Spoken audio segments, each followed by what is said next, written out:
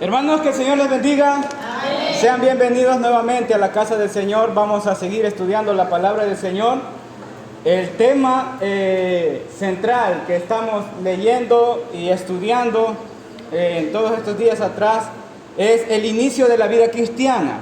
Pero estamos estudiando durante todo este tiempo ya, esta es la quinta clase, del tema de la santificación. La doctrina de la santificación. Y como siempre yo hago un repaso de la clase anterior. ¿Se acuerdan de qué vimos en la clase anterior? ¿Sí? ¿No? Estuvimos hablando acerca de que la santificación no está divorciada de la ley de Dios. Es un tema muy importante, muy vital, conocer las doctrinas, pero principalmente la santificación es algo que todo cristiano salvo debe conocer. Debe conocer. Y para recordar, hermanos, en la clase pasada aprendíamos que la santificación de los hijos de Dios no es una sugerencia, es un ordenamiento divino. Y en eso que estábamos estudiando vimos que la referencia de la santificación es la ley de Dios. Y en la clase pasada estuvimos haciendo distinciones, y esto tal vez les recuerde, estuvimos viendo la ley ceremonial, que hablaba de las ceremonias, la ley dietética, que hablaba de las comidas, y luego hablamos de la ley moral de Dios para el hombre. Quiero mencionar que para un judío toda la ley era moral, no tenía estas diferencias. Era un asunto moral para Ananías, Misael y Azarías y Daniel no contaminarse con la comida de Nabucodonosor, porque ésta estaba siendo sacrificada a los ídolos.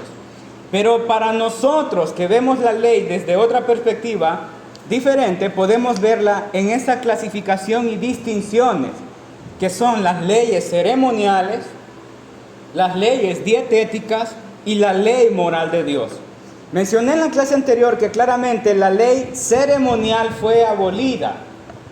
Y dije eso porque cuando Dios le ordenó eso al pueblo en el Antiguo Testamento, no era una sugerencia.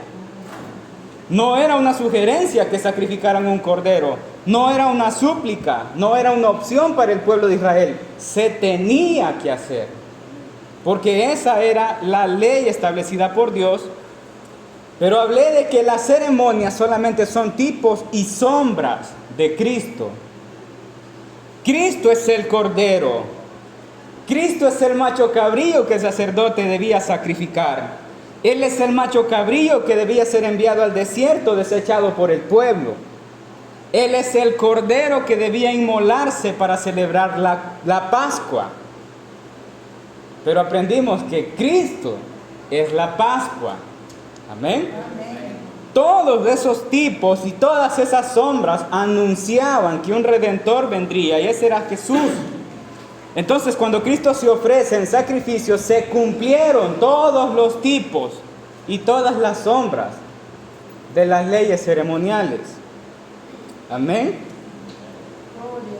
Mencionaba que cuando Cristo fue encarnado, Dios fue encarnado, instituyó nuevas ordenanzas, pero que éstas fueron establecidas para que se le recordase su venida a nosotros y su regreso por nosotros. Las dos únicas instituidas hoy son el bautismo y la Santa Cena. Así que seguir haciendo sacrificios sería devaluar el sacrificio de Cristo. Sería invalidar el sacrificio de Cristo. Sería blasfemar en contra del sacrificio de Cristo, porque haríamos de eso que su sacrificio fue incompleto o fue defectuoso, y eso no sería creer en Cristo ni creer en la perfecta obra de redención en su muerte. Amén. Así que por esa razón ya no se celebra la continuación de la ley ceremonial. Luego hablé yo de la ley dietética. La ley dietética, hermanos, yo expliqué que la lista que Dios dio en Levítico 11 acerca de todos los animales prohibidos es la misma lista de animales que fueron revelados a Pedro cuando recibió la visión. Para que Pedro entendiera que los gentiles también habían sido comprados y purificados por Cristo. También mencioné que en Hechos 15, en el concilio de Jerusalén, los apóstoles llegaron a la conclusión de que la ley dietética había sido levantada por Dios, porque los gentiles habían recibido el Espíritu Santo de la misma manera que los judíos habían recibido el Espíritu Santo. Amén. Y todo eso de la ley dietética se redujo a no comer sacrificado a los ídolos, ni comer sangre, ni animales ahogados. Pero concluí en la clase pasada hablando de la ley moral de Dios. Y dije que la ley moral de Dios en ningún momento ha sido abolida, en ningún momento ha sido levantada. Y dije también que la iglesia cristiana no es una iglesia sin ley. Eso es lo que estudiaremos el día de hoy. ¿Qué relación hay entre la ley moral de Dios y la santificación de un cristiano? Porque el modelo de santificación nuestro es Cristo. Y Él dijo: yo no vine a abrogar la ley, vine a cumplirla. Así que la ley de Dios es importante para entender su santidad y para conocer la forma real de nuestra santificación. Les invito a que oremos. Señor, muchas gracias por este momento que nos concedes en tu presencia. Queremos, Dios mío, aprender de tu palabra. Queremos, Señor, entender acerca de tu santidad. Abre nuestras mentes, nuestros corazones y pon en nuestra vida tu ley. En el nombre de Jesús de Nazaret te lo pido. Amén. Hermanos, en las iglesias comúnmente escuchamos mensajes acerca de lo maravilloso de las historias de Jesús en el Nuevo Testamento, ¿verdad? También escuchamos historias acontecidas en el Antiguo Testamento. Los mensajes que escuchamos más que todo son historias del libro de los Hechos, por ejemplo, de los apóstoles. Pero cuando son mensajes un poco más enfocados a algo más concreto, escuchamos mensajes con fundamentos escritos por el apóstol, por los apóstoles. Ahí entramos a mensajes seleccionados de versículos de la carta del apóstol Pablo, el apóstol Pedro, el apóstol Juan. ¿Sí? Y eso es importante, muy importante. Pero lo que he notado es que no escuchamos enseñanzas acerca de la ley de Dios. No escuchamos enseñanzas así. ¿Por qué será? Pareciera que con evitarla o huir de ella estamos a salvos de no ser pesados ni evaluados por la ley de Dios. Considero que una de las cosas por las cuales la iglesia no crece en madurez espiritual es porque sus líderes principales no conocen la ley de Dios. No la estudian. Y es un tema que debemos saber. Pero su existencia nos da lo mismo. Hermanos, yo he llegado a la conclusión que cuando hablamos de la santidad de Dios, hablamos como si fuera algo de lo que entendiéramos. Pero realmente no conocemos. Cuando escuchamos a cualquier predicador fuera hablar de santidad o hablan de la santidad o la santificación, hablan como que si supieran realmente de lo que están hablando. y limitan la santidad a lo externo, a lo que se puede evitar con una apariencia. Se enseña que la santidad en los hombres es que se vista de manga larga y concluyen en que la santidad en la mujer es mantelina, que cubra su cabeza y un vestido largo y plisado. Esa es la mayor representación de santidad. Realmente no sabemos qué es santidad. Yo no tengo nada en contra a eso, pero lo que considero que es verdadero, hermanos, es que no sabemos realmente cuál es el significado de santidad. Venimos a la iglesia cuando aceptamos al Señor y crecemos, supuestamente. Venimos a la iglesia, escuchamos que Dios es santo. Creemos que Dios es santo. Cantamos que Él es santo. Adoramos a Dios porque Él es santo. Pero ¿qué es lo que hace a Dios santo?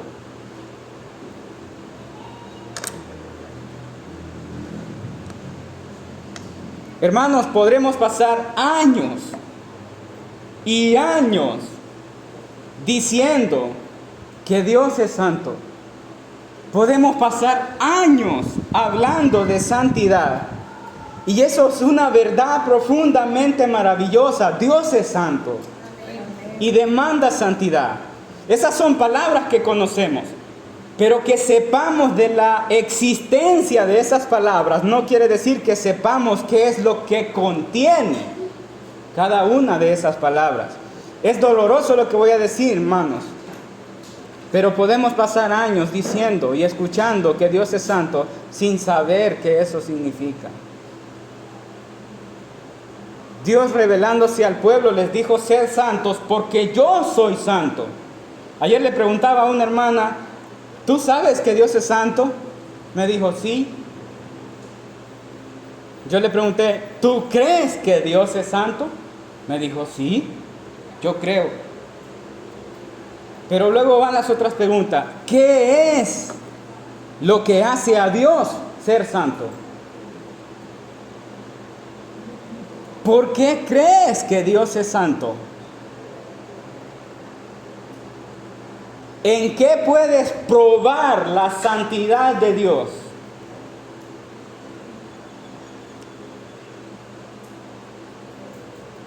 Ahí es cuando entendemos que no sabemos lo suficiente para hablar de la santidad de Dios.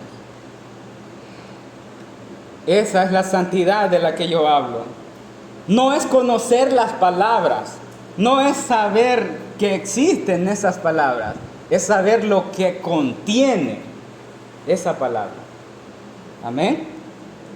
¿En dónde encuentras la razón para decir que Dios es santo? Eso es lo importante.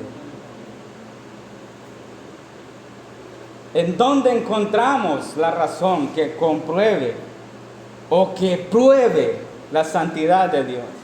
Mis amados hermanos, la razón por la cual conocemos la santidad de Dios son sus mandamientos. Es su ley. Es la ley de Dios. Hermanos, en sus mandamientos encontramos la perfección de la santidad de Dios. Porque Dios en su ley revela su carácter. Dígame qué persona o qué Dios que tenga la oportunidad de comenzar a establecer sus leyes va a comenzar diciendo: no tendrás dioses ajenos delante de mí.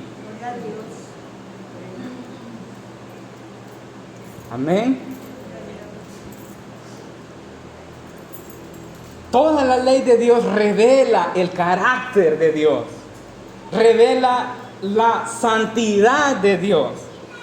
Hermanos, todo sistema de justicia de cualquier país, todo lineamiento de rectitud, todo lo que refleja pureza, toda práctica de piedad, codesciende de la ley de Dios en su santidad para el hombre. Cada uno de los mandamientos, estatutos, preceptos de Dios comunican de forma profunda la naturaleza del ser de Dios y su santidad. Es por su ley que tenemos conciencia de pecado. Es por su ley que conocemos lo que es maldad. Es en su ley que encontramos que nuestras conciencias son sacudidas. Cuando Él pone su ley y la verdad nos grita de que somos culpables. Es solo la ley de Dios que puede hacer eso. Solo la ley de Dios tiene el poder de descubrir y revelar todo lo malvado de cada pensamiento. Solo es la ley de Dios que puede revelar la maldad en la intención de un corazón, o la maldad hecha en un acto impuro. Pero hermano Eliseo, ¿qué tiene que ver todo eso con la santificación? Tiene todo que ver. Porque si tú no conoces los mandamientos de Dios, ni conoces su ley, tú no podrás avanzar en el camino del crecimiento a la santificación. Si no conoces lo que Dios enseña en su palabra por medio de sus mandamientos y su ley, muy probablemente podrás ser salvo por el sacrificio de Cristo, pero no habrás crecido en santificación. Quiero que repitamos los 10 mandamientos que acabamos de escribir, ¿verdad? Que ya no sabemos todos. La ley moral de Dios. No tendrás dioses ajenos delante de mí. Primer mandamiento. Segundo mandamiento. No te harás ídolos ni los adorarás. Tercer mandamiento. No tomarás el nombre de Dios en vano. Cuarto mandamiento. Santificarás y guardarás el día de reposo. Quinto mandamiento, honra a tu padre y a tu madre. Sexto mandamiento, no matarás. 7, no cometerás adulterio. Número 8, no hurtarás. Número 9, no dirás falso testimonio. Número 10, no codiciarás. Hermanos, pareciera que son palabras tan sencillas, pero quiero que vean en esos 10 mandamientos que en esa selección de palabras, en esas pequeñas selecciones de palabras, Dios sometió todo acto de maldad, todo indicio de pecado en pensamiento y en acto fue sujetado y encadenado en las conciencias del hombre por la palabra de Dios. Parece tan simple los 10 mandamientos, pero la ley de Dios es la perfección de la pureza. Es la luz que traspasa lo recóndito de las intenciones y revela la oscuridad. Los mandamientos de Dios son el estándar básico de la perfección y la santidad en el hombre. Y el cumplimiento de esa ley es la perfección. Todo el cumplimiento de los mandamientos de la ley de Dios son la representación de la santidad. Amén. Nosotros decimos que Jesús es santo porque cada una de las leyes de Dios, de los mandamientos de Dios, para el hombre, Cristo siendo hombre, los cumplió. Por eso Jesucristo es la santidad misma, hecho hombre. Quiero decirles que nuestra salvación no depende del cumplimiento de la ley. Pero el progreso de nuestra santificación tiene mucho que ver con el conocimiento y la práctica de la ley santa de Dios. Quiero finalizar esta introducción a este tema con la siguiente frase. La única razón por la cual conocemos que Dios es santo, la única razón por la cual entendemos el concepto de santidad es por la ley de Dios. El próximo domingo vamos a entrar de lleno ya a estudiar lo que tiene que ver la ley de Dios con nuestra santificación. Esta es la clase de hoy, hermanos. Que el Señor les bendiga.